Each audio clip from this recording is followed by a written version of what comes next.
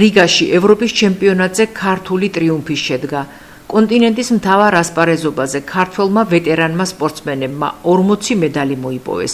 მათ შორის 13 ოქროს, 14 ვერცხლისა და 13 ბრინჯაოს მედალია. ასპარეზობის მონაწილეები იყვნენ ზესტაფონელი ვეტერანი ძიუდოისტებიც.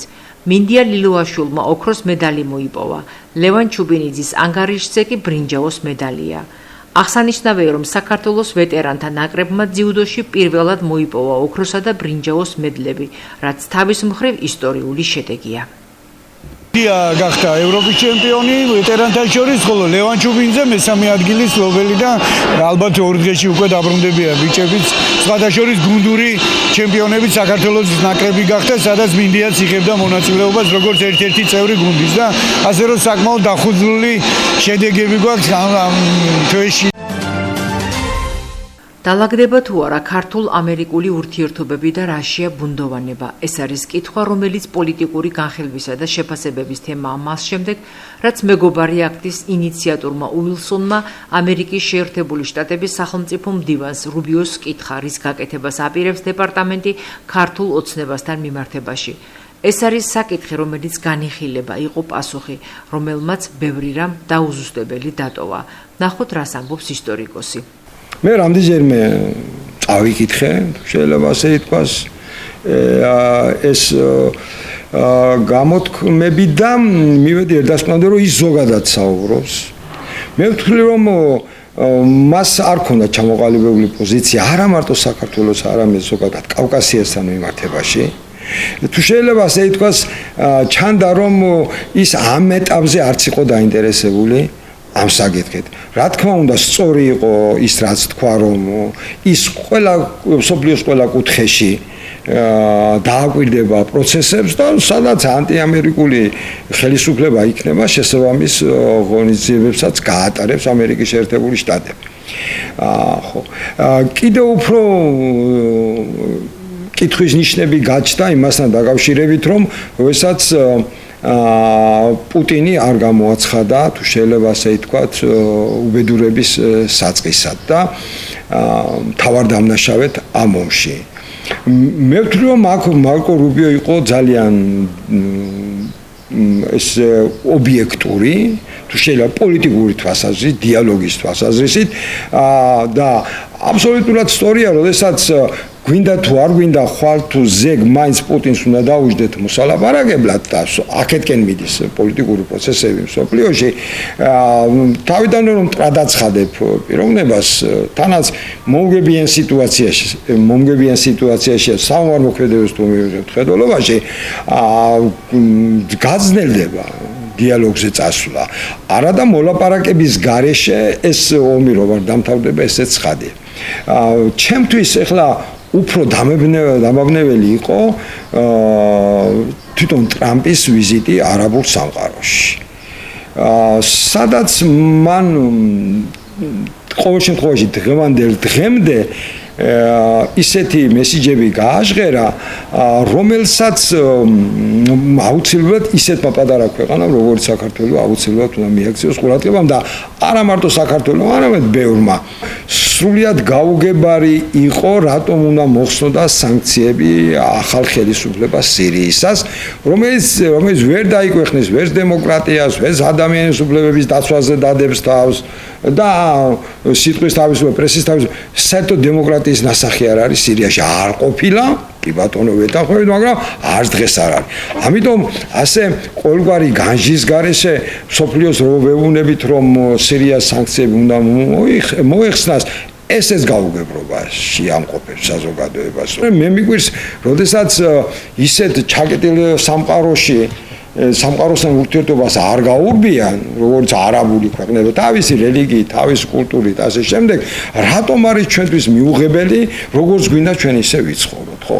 მე კიდევ ერთხელ ვამბობ, რა თქმა უნდა, მხარს ვუჭერთ დემოკრატიას, რა თქმა უნდა, მხარს ვუჭერთ დასავლეთთან ურთიერთობებს, მაგრამ კარნახი ცხოვრება, რომ კარგის მომტანი არ არის, ეს ისტორიამ დაადასტურა.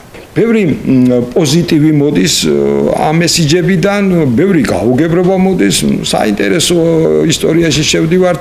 ადრე გასაგები იყო, ვის სოციალიზმში უნდა ცხოვრება, ვის კაპიტალიზმში უნდა, მაგრამ დღეს არაპროგნოზირებადია მთელი მსოფლიო და ისეთ პატარა ქვეყანას, როგორც საქართველო, მეტი დაფიქრება მართებს, რომ აი ამ არეულ პოლიტიკურ ცხოვრებაში სადმე ფეხი არ წაგვისდეთ სუდად და არ იმოქმედებს ჩვენ პოლიტიკურ მდგომარეობას. ქრისტიანო რონალდო პროფესიონალი ერთ პატარა წიგნში ჩატეული ლეგენდარული ფეხბურთელის მრავლისმეტყველი ისტორია ნაცნობი თუ აქამდე უცნობი დეტალებით. ეს სპორტული ჟურნალისტის ალეკო კაკაურიძისთვის პირველი სადებიუტო წიგნია, სადაც ის მოგვითხრობს რონალდოზე, პორტუგალიელ სუპერვარსკვლავზე, მსოფლიოს ერთ-ერთ ყველაზე ცნობილ, პოპულარულ, წარმატებულ ფეხბურთელზე. ავტორი გვეუბნება, რომ წიგნი ყველა თაობისთვის საინტერესო იქნება. განსაკუთრებული სამიზნე აუდიტორია კი ახალი თაობაა, რომელიც სპორტის ნომერ პირველი სახეობის ლეგენდარულ წარმომადგენელზე ყველაზე საინტერესო ეპიზოდებს სწორედ ამ სადებიუტო წიგნის მეშვეობით შეიტყობს. წიგნი რონალდოზე ალეკოსთვის პირველია, მას კიდევ არაერთი საინტერესო პროექტი აქვს დაგეგმილი, რომელსაც სპორტული სფეროთი დაინტერესებულ მკითხველებს პერიოდულად მიაწოდებს. ძალიან საპასუხისმგებლოა ჩემთვის, რომ ჩემ მშობლიურ ტელევიზიაში მიწევს ამ წიგნის პრეზენტაციაზე საუბარი. ეს არის ჩემი პირველი წიგნი და ძალიან დიდი პასუხისმგებლობაა, ზოგადად როცა ეჭიდები რაღაც თემას, რომელიც უნდა აქციო წიგნად და რომელიც დარჩება ისტორიას. ეს არის კრისტიანო რონალდოზე წიგნი. კრისტიანო რონალდოს ახლა ზედმეტ წარდგენა არ ჭირდება, მე მგონი ის ხალხიც იცნობს, ვისთვისაც ფეხბურთი ასე ვთქვათ ნომერ პირველი სიყვარული და გადაცემა არის. ნუ რატომ მაინდა-მაინც კრისტიანო რონალდო? ეს არის ადამიანი, რომელმაც შექმნა თავის თავი. ინგლისელებს აქვთ ერთი შესანიშნავი გამოთქმა, ეს გამოთქმა ჟღერს ასე self-made man, ესე იგი ადამიანი, რომელმაც შექმნა თავის თავი.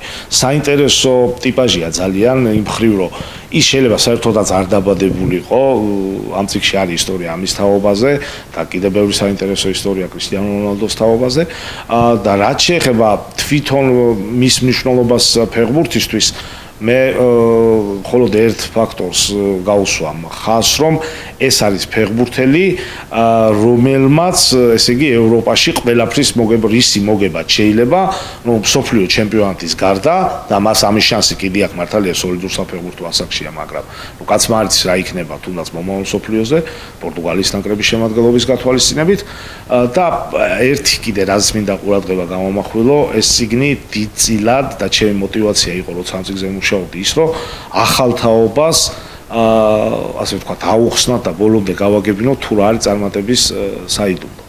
და თვითონ კრისტიანო ამბობს, რომ აი წარმატების საიდუმლო, რა თქმა უნდა, ნიჭთან ერთად, მაგრამ ნიჭი მარტო არაფერი არ არის, ეს არის ის ტიტანური შრომა, რომელსაც იზრდებდა ბავშვობიდანვე ყოველ საათში, ყოველ წუთში და ყოველ წამში და მე ძალიან დიდი იმედი მაქვს, რომ თვითონ ქართველი ბავშვები, რომლებსაც დღეს მაგალითი არ აკლიათ თუნდაც და მე ძალიან ბედნიერი ვარ, რომ დღეს რო გაიხედავ ქუჩაში, ყვარას მაისურებით დარბიან პატარა ბიჭები, მამარდას მაისურებით დარბიან, ჩაკვეს მაისურებით დარბიან.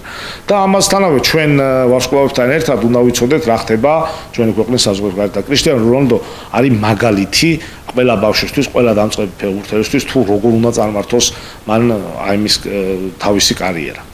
აი ეს მინდოდა მე თქვა პრინციპში და ძალიან დიდი მადლობა კიდევ ერთხელ ნაინტერესდით ამ თემით და ვეცდები ყოველთვის რომ თუ რაღაცა თქვა შემოქმედებითი რაღაც წიაღსვლები მექნება და წისვლა მექნება პირველად ზუსტად თქვენთან ვისაუბრო. აქვე მინდა ერთი თქვა, დიდი მადლობა გამომცემლობა არტანოს მის ხელმძღვანელობას ამ დობისთვის, რაც გამომიცხადეს და რა ვიცი ნაშრომი სახეზია, რა თქმა უნდა, ეხა იქ არის კრიტიკისთვისაც ყოველთვის ვთვარ, ეს არ არის რაღაც შეიძლება უშეცდომო არავინ არ არის, ხო?